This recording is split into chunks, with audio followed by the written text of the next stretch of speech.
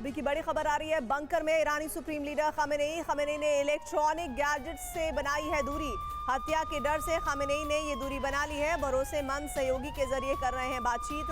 आज ही खमेनेई ने 3 उत्तराधिकारियों का ऐलान किया है और अब इस तरह की खबर आ रही है कि इलेक्ट्रॉनिक गैजेट से दूरी बना रहे हैं खमेनेई। बंकर में ईरानी सुप्रीम लीडर के होने की जानकारी मिल रही है। हत्या के डर से खमेनेई ने इस तरह से गैजेट से दूरी बनाई है। भरोसेमंद सहयोगी के जरिए वो बातचीत कर रहे हैं। आज ही खमेनेई ने 3 उत्तराधिकारियों के नाम का ऐलान किया और उसके बाद इस तरह की जानकारी सामने आई है।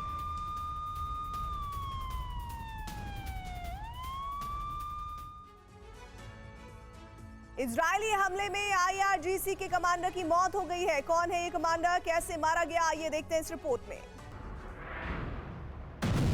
इजरायली सेना ने IRGC के एक और अधिकारी को मार गिराया है।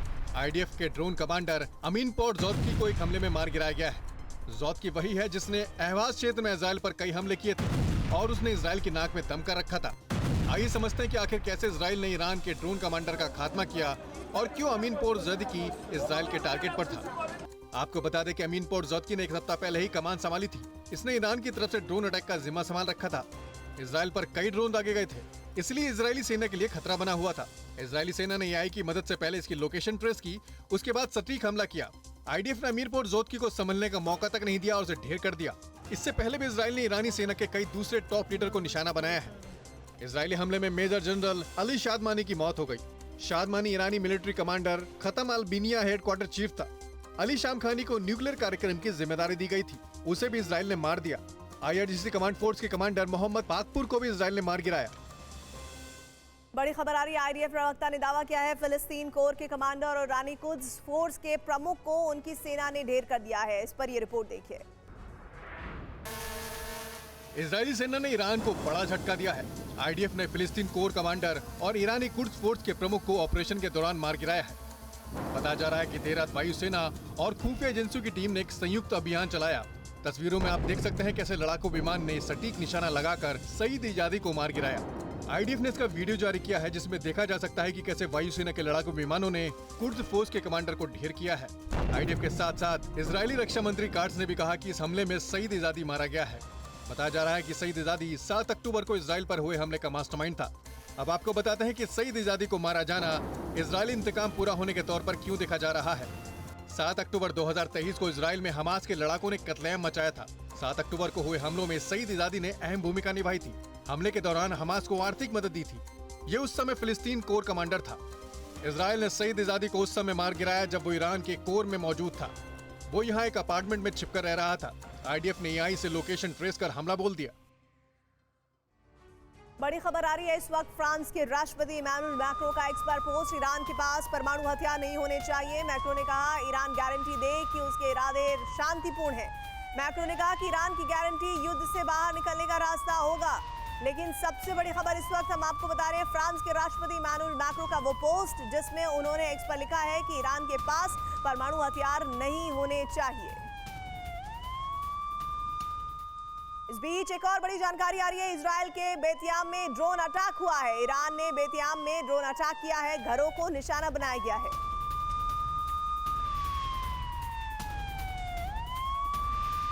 और तस्वीर अब आपको हम दिखा रहे हैं। दरअसल इजराइल के बेतियाम में ड्रोन अटैक की तस्वीर है जहां पर ईरान ने बेतियाम में ड्रोन अटैक किया है। घरों को निशाना बनाया गया है। ब्रेकिंग न्यूज इस वक्त की एक और आ रही है। इजराइल में अभी ड्रोन अटैक हुआ है। बड़ी खबर आ रही है ड्रोन अटैक होने की। बेतियाम इलाके में ड्रोन अटैक की जानकारी है। अटैक वाली जगह पर बना है एक बड़ा गड्ढा। ये आपको हम दिखाएंगे वो गड्ढा भी जहां पर बहुत बड़ी खाई सी खुद गई है।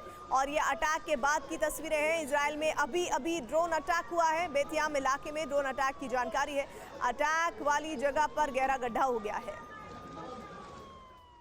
इजराइल ने ईरान के कई ड्रोन हमलों को नाकाम किया। इजरायली हेलीकॉप्टर ने ईरानी ड्रोन को ट्रेस कर कैसे मार गिराया, रिपोर्ट में देखिए।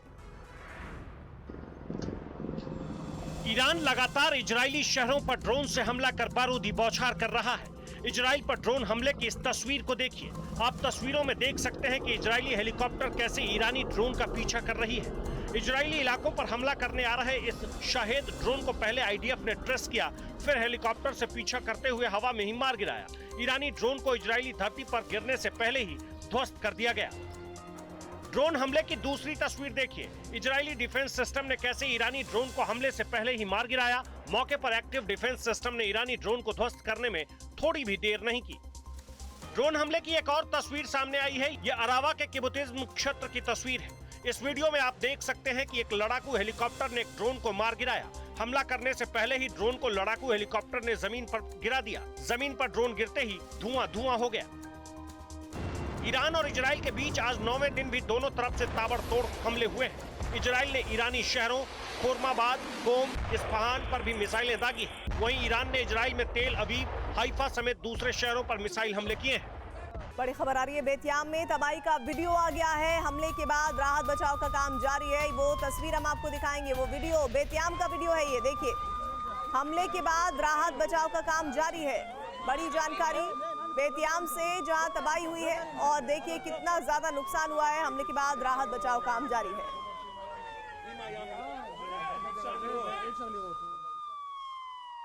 ईरान का शाहे ड्रोन ट्रेस हो गया है। जी हाँ, ईरान का शाहे ड्रोन ट्रेस होने की जानकारी आ रही है। इजरायली हेलीकॉप्टर से पीछा करते हुए ट्रेस किया गया है। ये देखिए, बड़ी तस्वीर आपको। इजरायली हेलीकॉप्टर से पीछा किया गया और ईरान का शाहे ड्रोन ट्रेस इस तरह से किया गया। इजरायली हेलीकॉप्टर ने पीछा किया।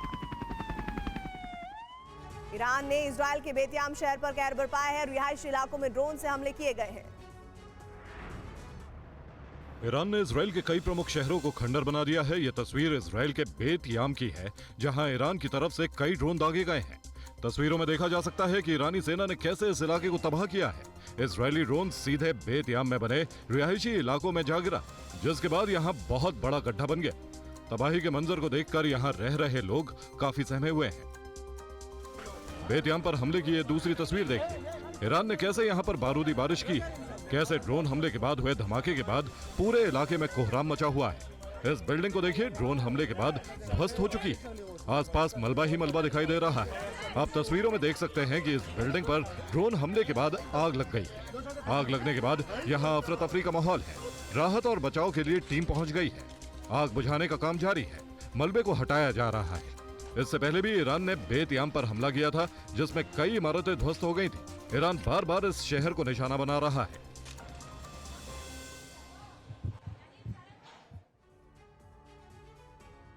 IRGC ने इजरायल पर हमले का नया वीडियो जारी किया है। वीडियो में मिसाइल लॉन्च की तस्वीर दिखाई दी गई है। जिस मिसाइल की गर्जना इतनी भयानक है, सोचिए वो गिरेगा वहां क्या करेगा। एक के बाद एक मिसाइलों के लॉन्च किए जाने का वीडियो IRGC ने जारी किया है। बताया जा रहा है कि 3 दिन पहले ईरान की इस्लामिक रेवोल्यूशनरी गार्ड कॉर्प्स यानी IRGC ने इजराइल पर एक मध्य दूरी की बैलिस्टिक मिसाइल सेजिल दागी। ये पहली बार था जब इस मिसाइल का युद्ध में इस्तेमाल हुआ। इसके बाद मिसाइलों की बारिश शुरू कर दी गई। IRGC ने कहा कि सेजिल समेत उसकी कई मिसाइलें इजराइल की हवाई रक्षा प्रणालियों को भेदने में सक्षम है। इसका इस्तेमाल करके ईरान ने इजराइल की परमाणु और मिसाइल सेंटर पर हमले किए हैं। मिसाइल अटैक के पीछे विशेषज्ञों का मानना है कि केवल सेजिल मिसाइलों का इस्तेमाल इजराइल और अमेरिका को ईरान की ताकत दिखाने के लिए किया गया था। ये संदेश देना था कि ईरान पर हमले से पहले दुश्मन को सोचना पड़े। इसका एक मतलब ये भी बताया जा रहा है कि ईरान बड़े पैमाने पर हमले से बचना चाहता है ताकि युद्ध ना बढ़े। इस बीच सेजिल की परमाणु हथियार ले जाने की संभावना ने अमेरिका और यूरोप में चिंता बढ़ा दी है। वहीं सेजिल का इस्तेमाल संयुक्त राष्ट्र सुरक्षा परिषद के प्रस्तावों का उल्लंघन माना जा रहा है। ईरान को लग रहा है कि वो इजरायल पर जंग में बढ़त बना रहा है, लेकिन जिस तरह से अमेरिका उसके परमाणु ठिकानों पर नजरें गड़ा रहा है, उससे बड़े हमले के संकेत मिल रहे हैं।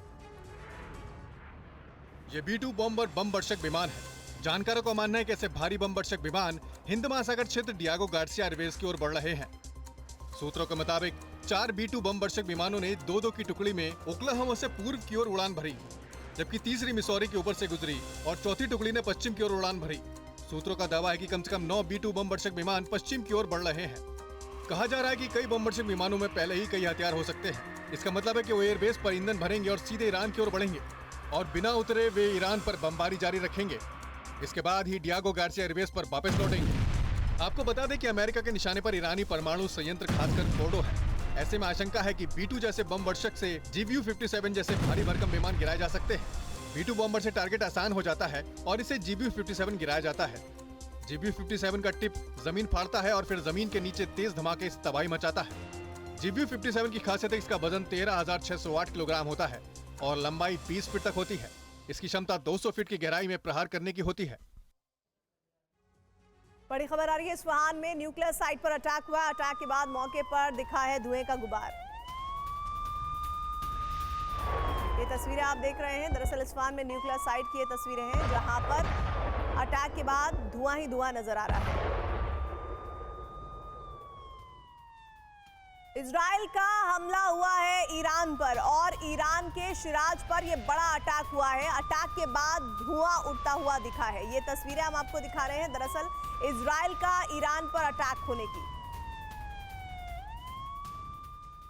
अमेरिकी वैज्ञानिकों ने दावा किया है कि आज फोर्डो परमाणु संयंत्र के पास रिक्टर स्केल पर 5 से ज्यादा की तीव्रता से भूकंप का झटका महसूस किया गया। और इस बीच तेहरान जो लगातार ईरान के पहाड़ी इलाके हैं वहां पर भी इजराइल ने हमले किए हैं जहां परमाणु ठिकाने बताए जाते हैं।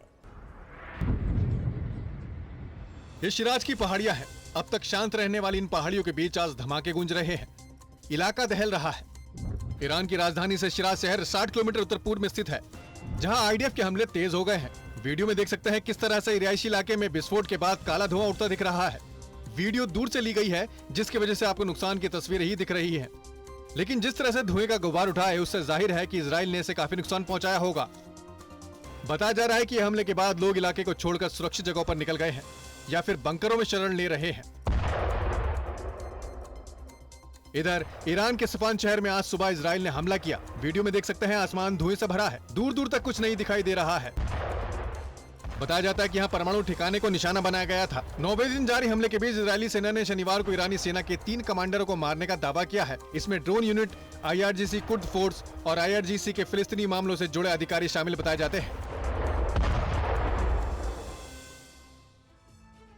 बड़ी खबर आ रही है, ईरान का इजराइल पर बड़ा आरोप, रिहायशी इलाकों पर हमले कर रहा है इजराइल। ये बड़ी जानकारी आ रही है।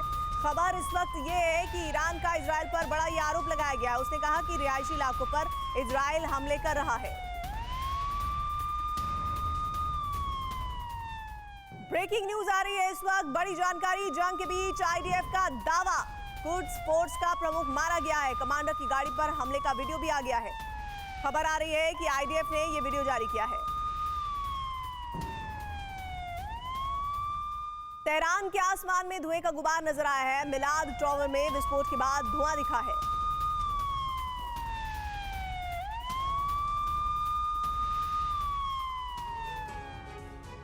इजराइल ने ईरान पर कई हवाई हमले किए हैं और इस हमले में इस धार्मिक स्थल को भी निशाना बनाया गया है, जिसका वीडियो जारी हुआ है। इस रिपोर्ट में देखिए। एक सेकंड में पूरी की पूरी मस्जिद तिनके की तरह बिखर गई। ये वीडियो एक बार फिर से देखिए। बताया जाता है कि इजराइल ने ईरान पर एक बार फिर हवाई हमले तेज कर दिए, जिसमें नागरिक ठिकानों के साथ धार्मिक स्थल भी आ रहे हैं। बताया जाता है कि IDF का हवाई हमला इतना जबरदस्त था कि मस्जिद का नामो निशान मिट गया। मस्जिद की बिल्डिंग आलीशान और मजबूत दिख रही है, लेकिन सेकंडों में इसका मिट्टी में मिल जाना बता रहा है कि यह हमला कितना घातक था। इस बात का पता नहीं चल पाया है कि जिस वक्त ये हमला किया गया इसमें कितने लोग थे। ईरान ने इस मस्जिद को लेकर फिलहाल कोई ज्यादा जानकारी नहीं दी है।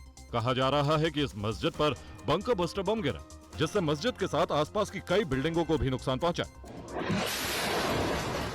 एक जानकारी के मुताबिक इजराइल ने पहले भी सैकड़ों मस्जिदों को निशाना बनाया है।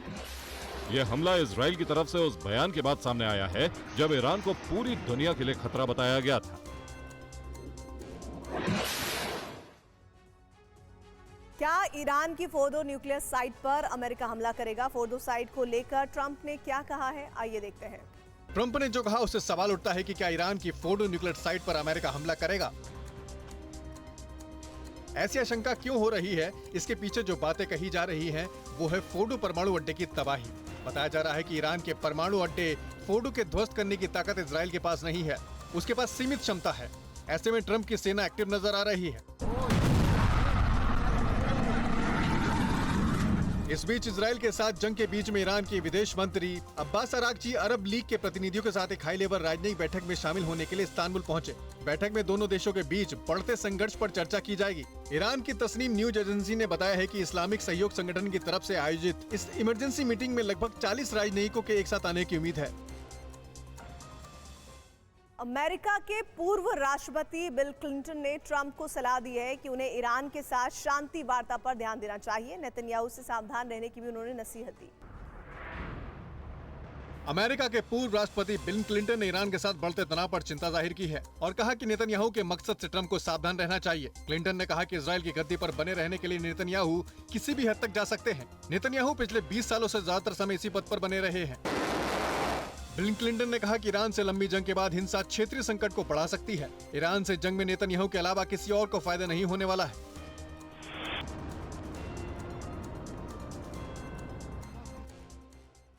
ईरान का दावा है कि 9 दिन में उसके 430 लोग मारे गए हैं, जबकि 3500 से ज्यादा नागरिक घायल हैं।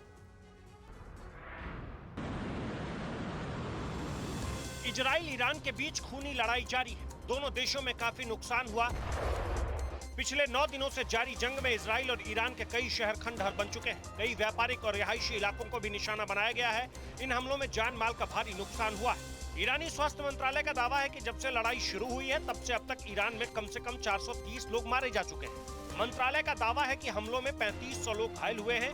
ईरान का कहना है कि हमलों में इजराइल में कम से कम 24 लोग मारे गए हैं और सैकड़ों घायल हुए।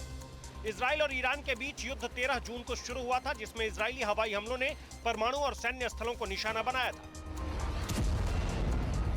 इजरायली सेना के मुताबिक ईरान ने इजराइल पर 450 से ज्यादा मिसाइलें दागी है। वहीं करीब 1000 ड्रोन से हमले का दावा किया गया है। ईरान ने 13 जून से अब तक कम से कम 223 लोगों को जासूसी के आरोपों में गिरफ्तार किया है। इन पर इजराइल का साथ देने का आरोप है।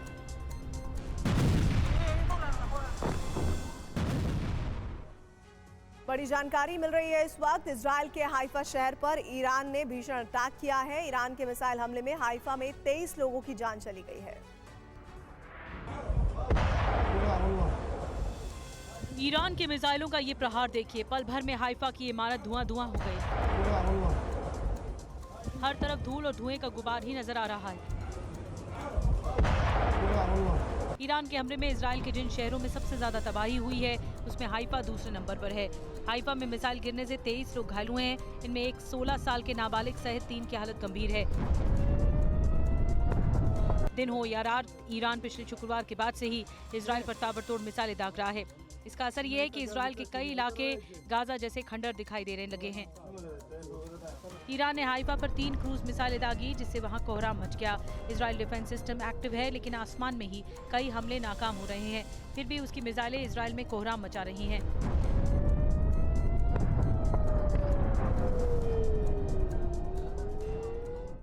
और अब आपको हम दिखाने जा रहे हैं इजराइल में विध्वंस की एक और तस्वीर। इजराइल के होलोन में ईरान के मिसाइल हमले में कई इमारतों में आग लग गई है। ये इजराइल में तबाही की नई तस्वीर है। पूरी बिल्डिंग धू-धू करके जल रही है। देखिए किस तरह से आग ने कोहराम मचा रखा है। मदद के हाथ भी इस आग को बुझाने के लिए वक्त का इंतजार कर रहे हैं। ईरान और इजराइल के बीच जारी तनाव के बीच ईरान ने इजराइल के होलोन शहर के एक रिहायशी इलाके पर हमला किया, जिसमें कई इमारतें तबाह हो गईं।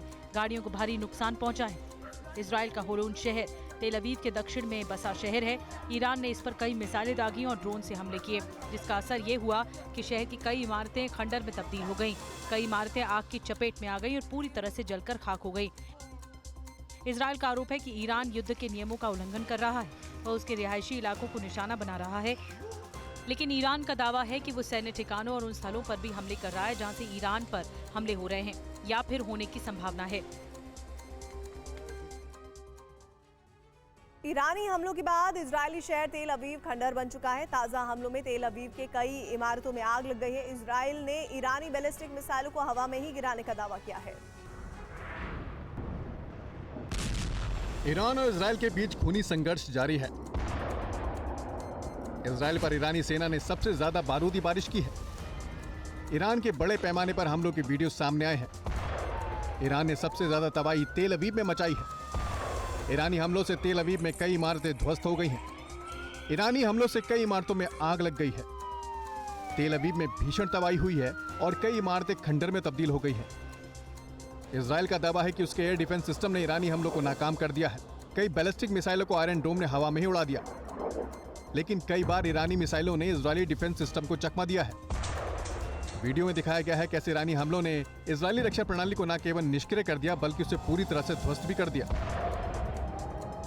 ईरान ने ऑपरेशन टू प्रॉमिस में आईडीएफ को भारी नुकसान पहुंचाया है। तेल अवीव में मौजूद कई ऐसे सामरिक और आर्थिक संस्थान थे जिसे ईरान ने ध्वस्त कर दिया है। इन संस्थानों पर हमलों ने क्षेत्रीय तनाव को और बढ़ा दिया है।